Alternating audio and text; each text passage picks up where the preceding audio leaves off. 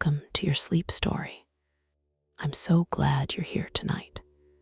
Whatever this day was, however long it felt, however much it held, it is behind you now, completely behind you. You made it through, and that is everything. So let's begin. Before I take you anywhere tonight, I want to count you down from 10 to 1. And as I count, I want you to allow yourself to sink just a little deeper into wherever you are right now. Feel the weight of your body. Feel what is beneath you, holding you. And with each number, just let go a little more. 10. Allow your eyes to close. Gently, completely. There is nothing you need to see right now. 9. Feel your shoulders and let them drop as far as they want to go. 8. A slow breath in through the nose. 7. And all the way out. 6. Your hands. Feel them opening. Whatever you've been holding today, you can put it down now. 5. Your jaw is soft. Your face is soft. 4. Your legs are heavy, warm. 3. You're drifting, not asleep yet, but moving that way. 2. The day is behind you, completely and entirely behind you. 1. And now, tonight's sleep story, the relaxation. Before we go anywhere, I want to stay here with you for a moment. Just here, just now, because this moment, this exact moment right now, where you are lying in the quiet, deserves a little attention, a little kindness. Take a breath in for me, from the very bottom of the belly. Good, and let it go. And as you breathe out, I want you to imagine that everything you were carrying today, every worry, every unfinished thought, every heavy thing is just leaving with that breath, just drifting away. You don't have to solve anything tonight. You don't have to figure anything out. You don't have to be anything other than exactly what you are right now. A person who deserves rest. A person who deserves sleep. Because you do. You really do. Whatever happened today, whatever was hard, whatever felt heavy, you made it through. You are here. And that is enough. That is more than enough. You are safe. And you are here. Bring your awareness gently to your feet now. Just notice them and allow them to soften. The toes uncurling, the arches releasing. All the small held tension of the day simply letting go. Let that softness travel upward, through the calves, through the knees, the thighs. All of it warm, all of it heavy, all of it resting now. Your lower back, your hips. Allow yourself to feel the surface beneath you taking your weight completely, fully. You don't have to hold yourself up anymore. The mountain has you. The valley has you. The belly soft. The chest soft. The heart beating steadily as it always has, as it always will. Your shoulders dropping, your arms heavy and warm, your hands open and still, the neck long and loose, and your face, let the jaw go. Let the forehead smooth. Let the eyes be completely still behind their lids. There you are, from the top of your head to the tips of your toes, completely soft, completely warm, completely at rest. You've done beautifully. Now, let me take you somewhere the road stopped improving years ago, and the town settled into itself, and the post office has been in the same building since 1923, and the postmistress knows every name on every letter that passes through her hands. Come with me.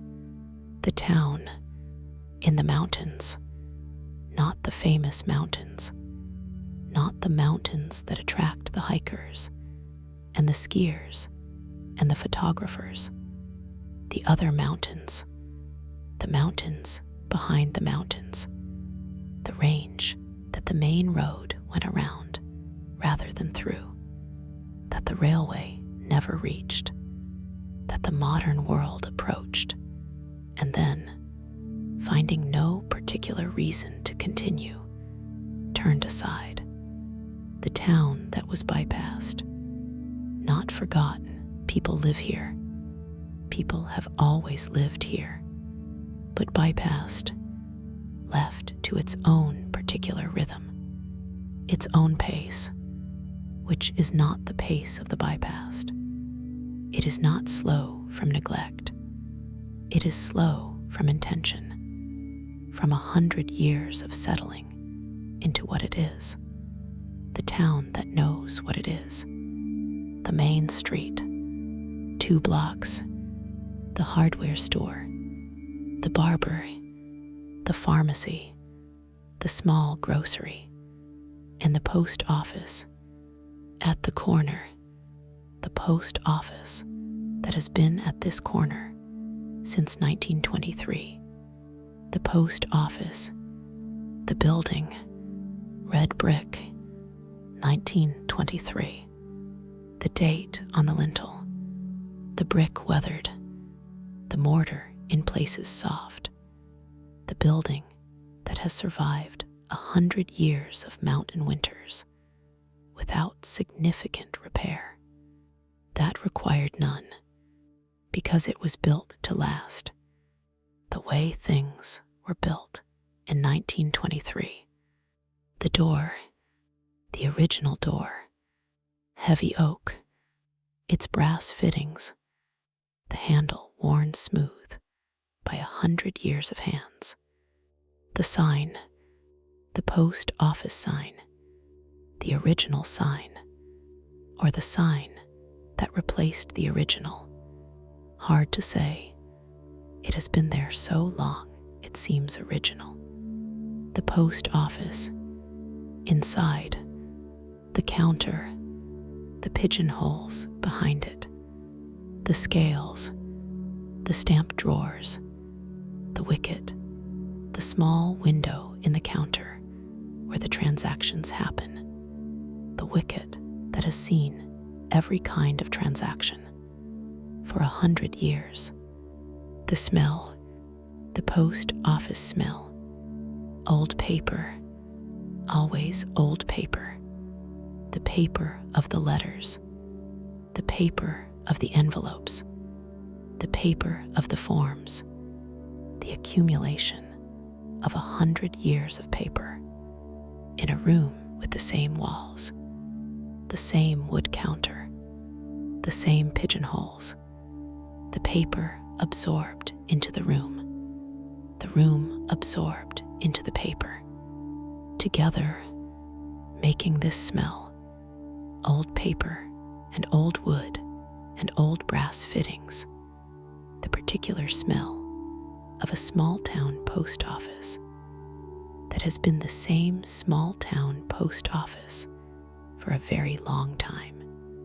And ink, the stamp ink, the ink of the franking machine, the particular smell of red ink on paper, the dated stamp, the mark of passage, the evidence that this letter was here, on this date, in this town, going somewhere, and the faint smell of rubber, the rubber stamps, the stamps that say things, certified, registered, return to sender. The rubber stamps in their holder on the counter. Their faint, slightly industrial smell. Dorothea. Her name is Dorothea. She goes by Dot. She is 62 years old. She has been the postmistress of this post office for 27 years. Before her, Carl, who was postmaster for 31 years.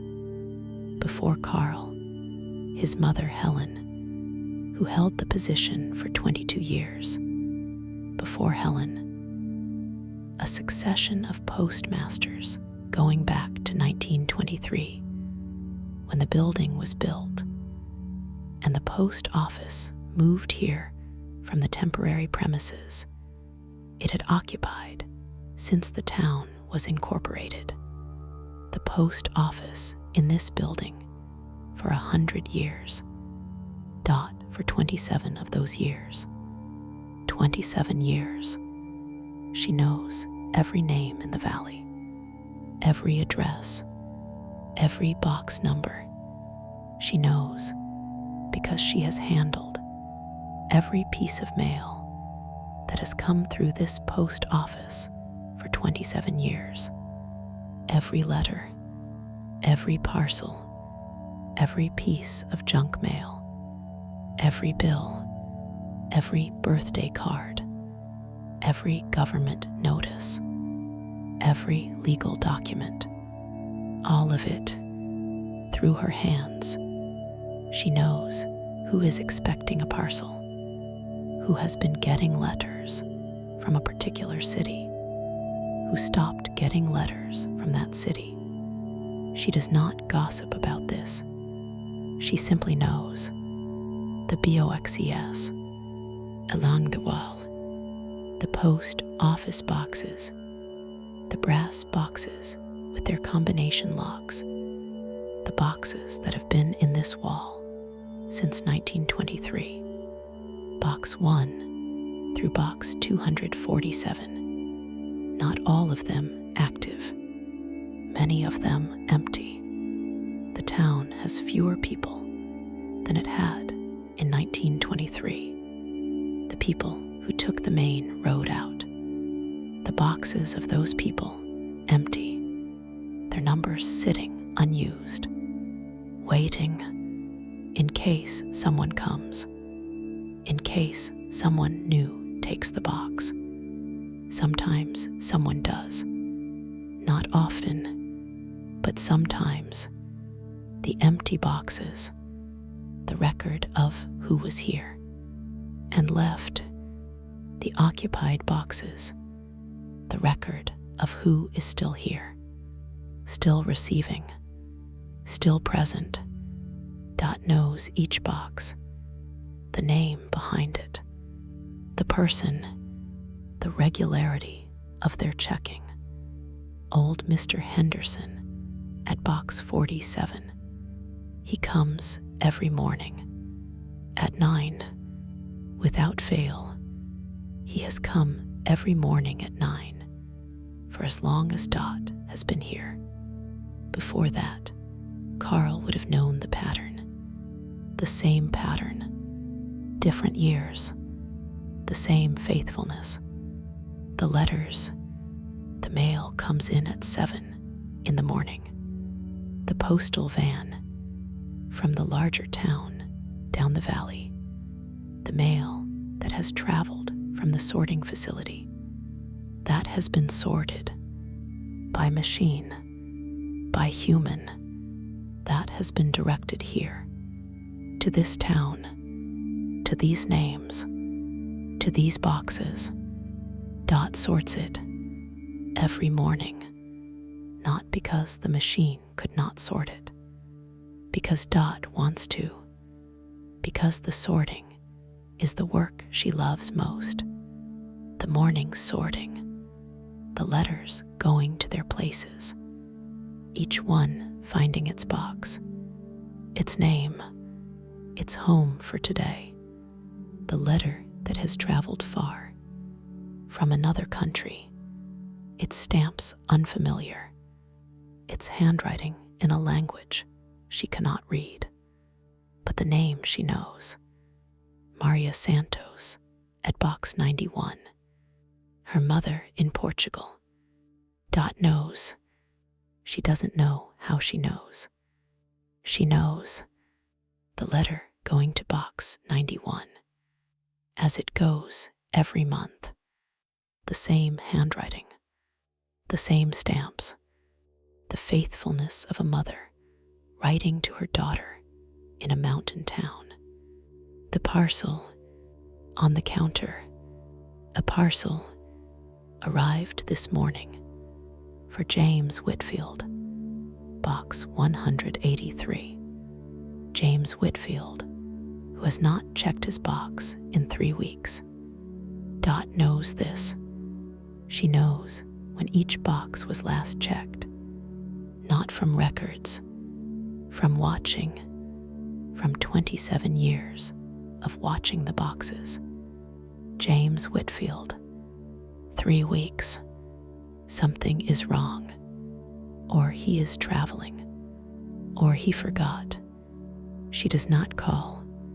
She does not investigate. It is not her business. She holds the parcel, as she holds everything that cannot yet be delivered. Patient, waiting for James Whitfield. When he comes, she will have it. The post office holds what it holds, patiently, for as long as it needs to. The window, the post office window, facing the main street.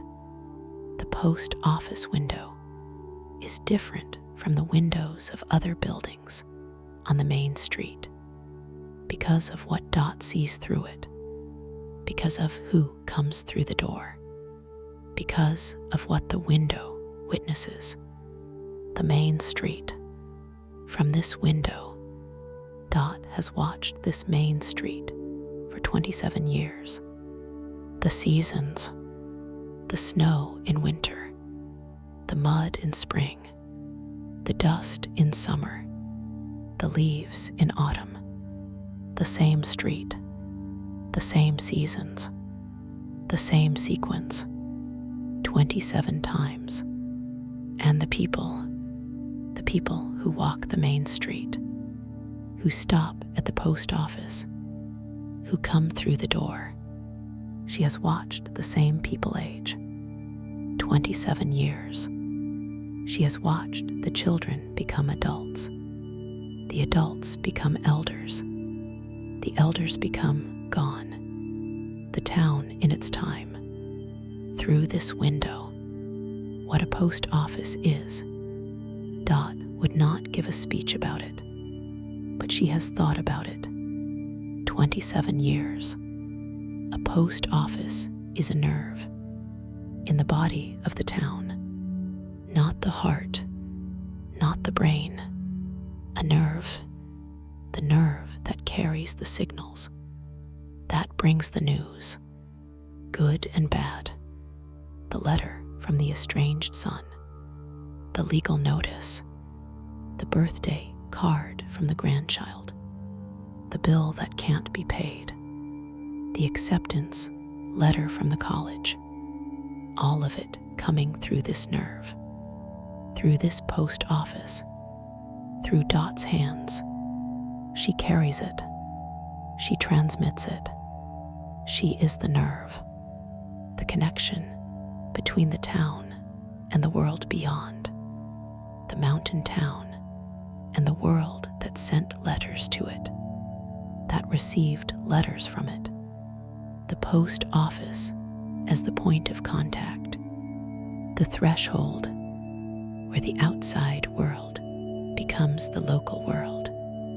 Every morning, when the mail comes in, the FORMS, on the counter, the forms, the postal forms, the forms for registered mail, for express delivery, for change of address, for holding mail, the forms that the post office has always had.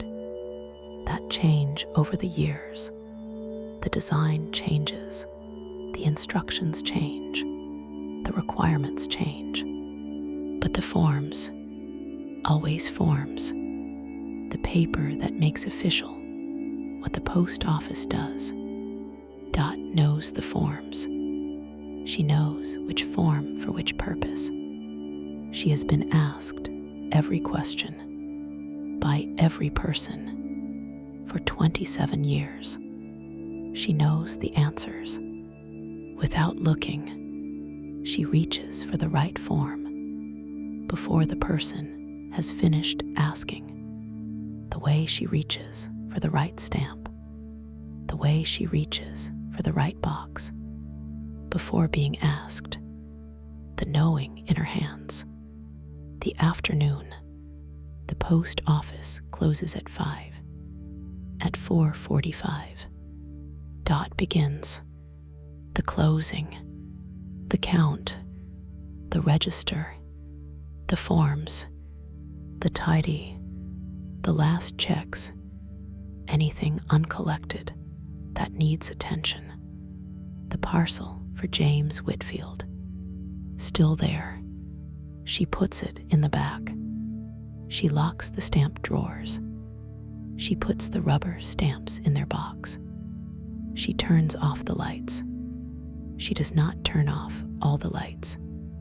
The small lamp above the boxes. She leaves that on. It is always on. The light above the boxes, so that anyone who comes after hours to check their box can see, can find their number, can collect their mail. The post office always available. In this way, the boxes always accessible, the light always on, the small lamp always, the town forgetting, the town forgotten. That is the word in the title. The town that the world forgot. But the people who live here, they are not forgotten. They know each other. They are known by each other. The forgetting is from outside. The map that doesn't show this town. The app that roots around it. The guidebook that doesn't mention it. The forgetting is from outside, from the perspective of the outside. Inside, not forgotten, the town is more itself. For the forgetting, the way the Faroese Islands are more themselves. For the isolation, the way the remote places in these stories are more themselves. For not being visited, for not being known, the post office, more itself, because no one is photographing it for a travel piece. No one is calling it charming. It is simply what it is. Working every day for 100 years. The REGULARS. Dot knows them all, but some more than others. Mrs. Alina Marsh. Box 12 comes every Tuesday and Friday. Always at 2. Always wears the same blue coat in winter. Checks her box. Sometimes there is mail. Sometimes there is not. She does not seem to mind either way. She has come twice a week since Dot has been here. Before that, Carl would have known her twice-a-week rhythm. Mrs. Marsh is 84. She has been coming to this post office twice a week since she was in her 40s. Perhaps longer. Tom Garza, box 78, the young man who sends packages. He makes things with his hands in his garage, wooden things. He packages them. He brings them. Dot weighs them. He pays. He goes. the packages going out into the world from this mountain town, the things Tom Garza makes in the world, somewhere, in rooms, on shelves, in the hands of people who will never know this town, who will never know Tom Garza, who will hold what his hands made without knowing the post office carrying his work out into the world. The stamp, the new stamps. Dot orders them. She studies them when they arrive. New issues, the commemorative stamps, the definitive series, the stamps that change every year or two, the stamps that are the art of the Postal Service, the tiny art that goes on the envelope, that is canceled, that the recipient sometimes, rarely now, keeps. The stamp collecting tradition, almost gone.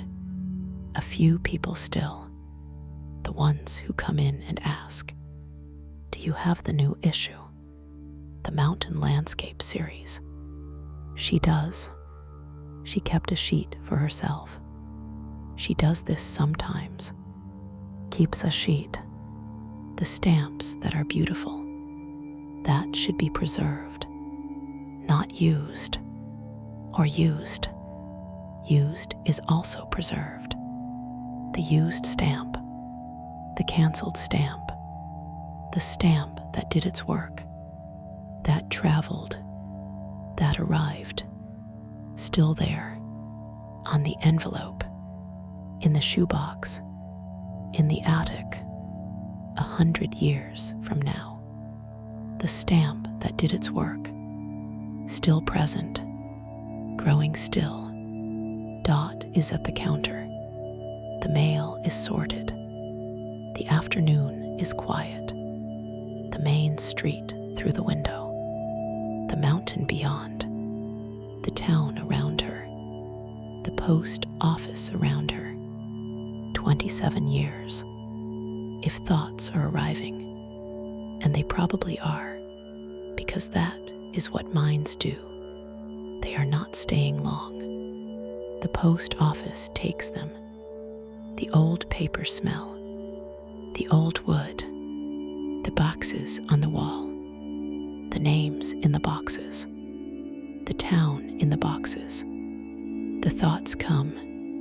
You notice them. The post office receives them, as it receives everything, with patience, with the particular patient reliability of an institution that has been receiving things for 100 years. You don't need to hold any of them. Just the counter, just the old paper smell, just the small lamp above the boxes, always on. Just Dot, 27 years, still here, knowing every name. Peace lives in this post office, in the pigeonholes and the brass boxes and the stamp drawers, and Dot's 27 years of knowing the names. Tonight it is yours. Good night. You are doing so beautifully. The day is done. You came to the post office today. The door handle smooth from 100 years of hands. The smell of old paper and stamp ink and the oak counter. Dot sorting the mail, the letter from Portugal to box 91. The parcel for James Whitfield waiting patiently. The main street through the window. The mountain beyond. The post office received you, as this post office has received everything for 100 years. With patience, with care, with the simple, faithful reliability of a place that shows up every morning and does what it does. Carry it with you. on the days when you feel undelivered, the days when you feel held like James Whitfield's parcel, waiting, uncollected. Remember the post office. Remember that the post office holds what it holds, without judgment, without impatience. It keeps the parcel, it waits, and when you arrive, it has what is yours. Everything kept, everything waiting. For you, you know the way here now. But tonight, you are already here. The counter is old. The mail is sorted. The small lamp is on. Sleep now, deeply, completely. You deserve every paper scented, brass worn, name known, mountain held, post office patient moment of this rest. Every single one. Good night. Sleep well. The post office through the night. The boxes at night. The post office boxes. In the dark. The small lamp above them. Still on. The brass boxes. Their combination locks. Box 1 through box 247. Some occupied, some empty. In the occupied boxes, the mail that was sorted today, waiting for its person, for the person who will come tomorrow or the day after. The mail patient, as mail is patient. It traveled, it arrived, it is here, it will wait as long as necessary. The post office holding it, the small lamp above, illuminating the names, the numbers, all night. What traveled to get here? The letter in box 91, the one from Portugal. It traveled by van from the small town in the Alentejo, where Maria Santos's mother lives, to the postal sorting center, by plane across the Atlantic to the main sorting facility, by van to the regional center, by the postal van down the mountain road to this town, to this post office, to this box, a journey of 10,000 kilometers, perhaps more, for this letter, in this box, in this mountain town, the world made small by this journey, the world made close, a mother in Portugal, a daughter in a mountain town, the letter between them, the post office between them, Dot's hands between them, the distance that the letter crossed, the connection the letter made, the parcel for James Whitfield, box 183, his parcel in the back room, on the shelf where Dot puts the parcels that cannot be placed in the boxes, too large, or the box unchecked for too long.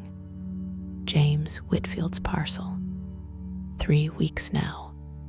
What is in it? Dot does not know. She has not opened it. She will not open it. It is not hers to open. The parcel is James Whitfield's. Whatever is inside it, his, coming to him from wherever it was sent. She will keep it as long as she needs to. She has kept parcels for 6 months. Once for a man who was traveling, who came back, who found his parcel, waiting 6 months. She held it. She will hold James Whitfield's parcel until he comes. The night mail. Once there was a night mail. The postal train that ran through the night, the famous poem, the mail that traveled while the country slept. This town never had a postal train. The railway never came here, but the mail came, always, one way or another. The horse and cart, then the van, always arriving. Every morning, the connection maintained, the mail that found its way to this mountain town that the railway bypassed, that the modern world mostly bypassed, but not the mail. The mail found its way, as it always finds its way.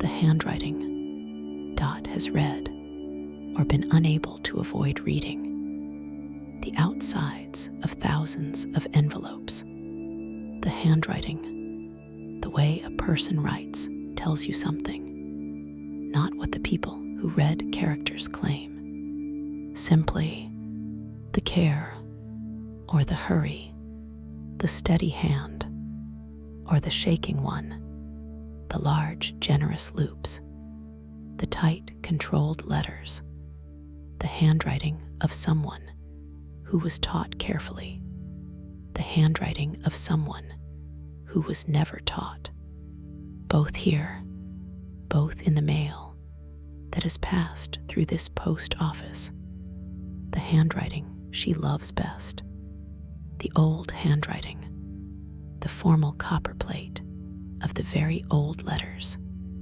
the handwriting of the letters she finds sometimes in the unclaimed boxes of people who have died, who left their mail, the old letters from long ago in the copperplate, the care of that handwriting, the time it took, the intention in each letter, each upstroke and downstroke, considered, the handwriting of someone who understood.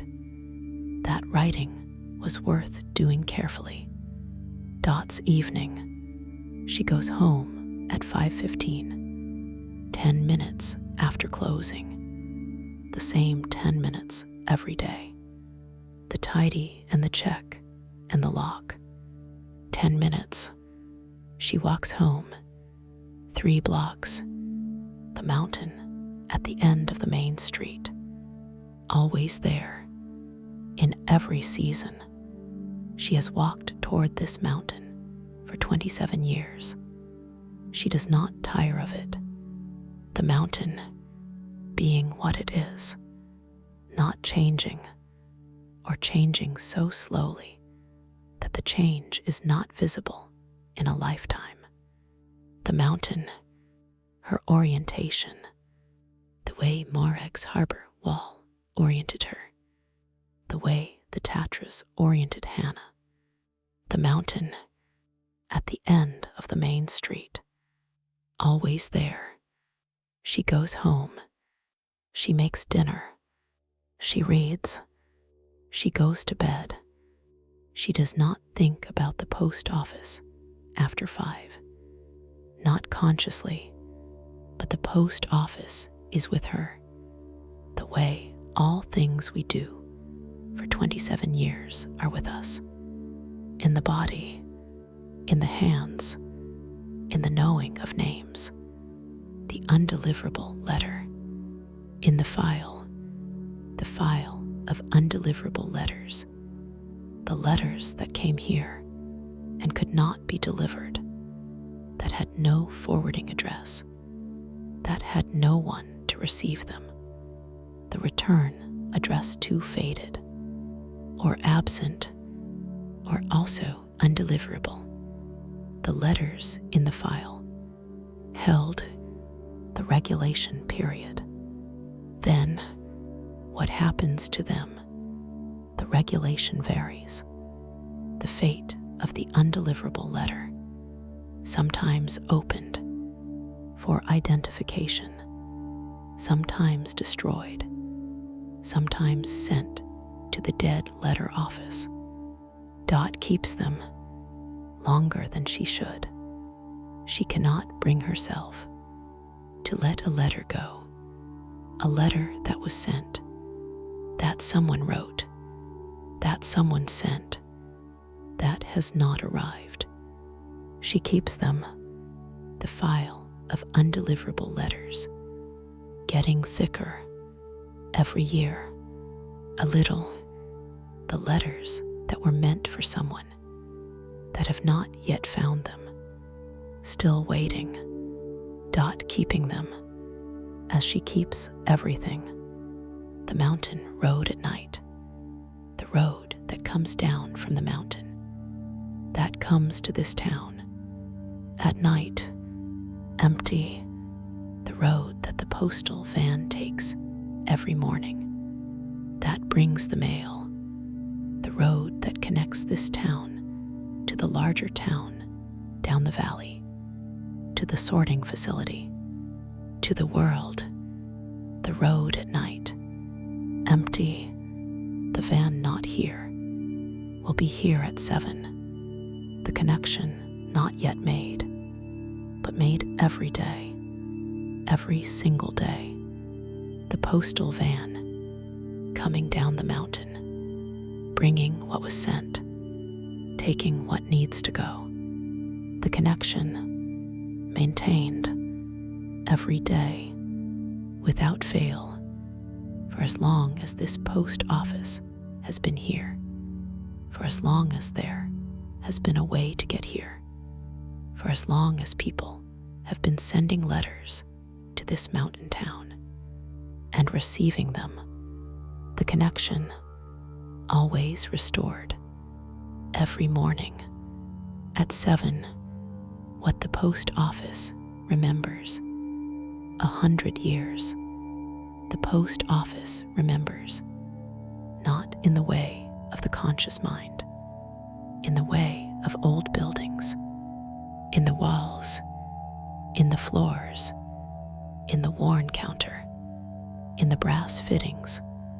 The post office remembers 100 years of hands, the hands that slid the letters into the boxes, the hands that turned the combination locks, the hands that placed the parcels on the counter, the hands that stamped the envelopes, the hands of all the postmasters, Carl, Helen, the ones before, and Dot, 27 years of Dot's hands, in the counter, in the stamp drawers, in the pigeonholes, the building remembering, the way all buildings remember, the way the schoolhouse remembered the attention of the children, the way the observatory remembered the looking of 300 years, the way the temple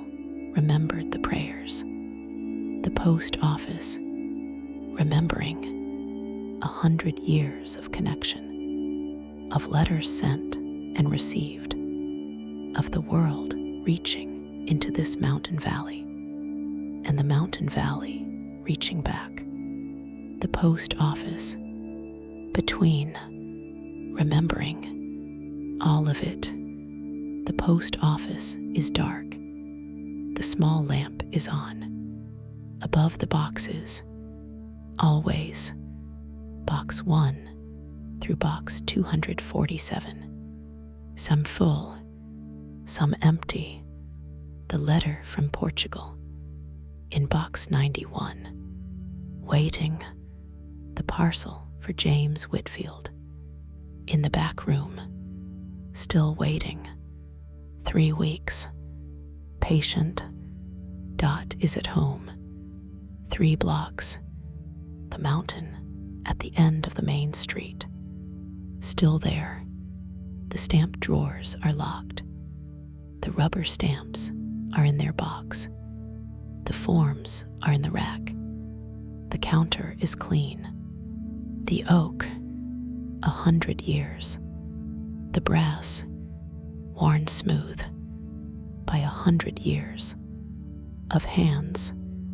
and at 7, The van will come down the mountain road with the mail, as it always comes, every morning, without fail, and you are sleeping deeply, completely, peacefully, in the post office, in the mountain town, the old paper smell, the stamp ink, the brass, the wood, and the small lamp, always on, above the boxes, keeping the light for whoever comes in the night to check what is waiting for them. This is exactly where you should be. This is exactly what you deserve. Every paper scented, brass worn, name known, mountain held, post office patient moment. Every single one. You are safe. You are held. You are at peace. Good night, dear friend.